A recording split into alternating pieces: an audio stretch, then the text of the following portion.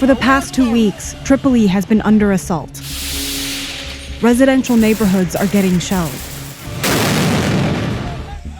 And the United Nations says the fight has killed more than 200 people and forced 25,000 to flee. The man behind the attack, Khalifa Haftar, is trying to unite a country split in two.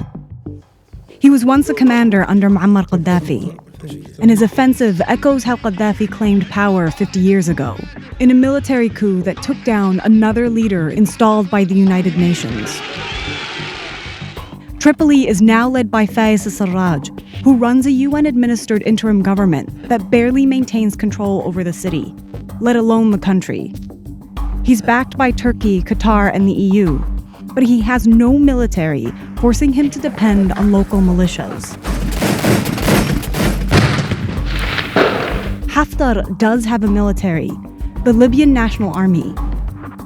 It's part of a parallel government in Tobruk that Egypt, Saudi Arabia, and the UAE support.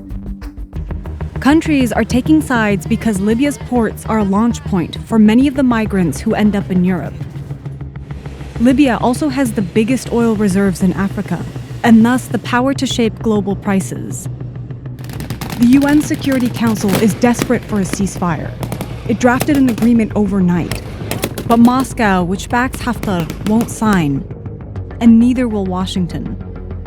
Today, the White House said President Trump spoke to Haftar earlier this week, suggesting Trump might now be ready to ally with Russia, Saudi Arabia, and the UAE in Libya, instead of the UN. One reason? Haftar's pitched himself as a strongman, capable of driving terrorists out of Libya. And he said the same to Vice News in 2016. يعني وين يكونوا المجرمين سيكون هدفنا، أينما يكون جماعة داعش سيكون هدفنا.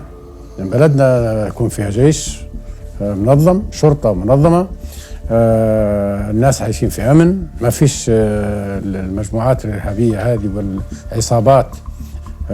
هناك تكون الأبواب مشرعة للديمقراطية، وستكون استيعابها سهل جدا وتسير فيها. Haftar has rapidly gained territory, and his assault seems timed to send a message. The UN had to postpone peace talks this month. Haftar signaling to Tripoli that if they want a unified Libya, they'll have to bend to his will.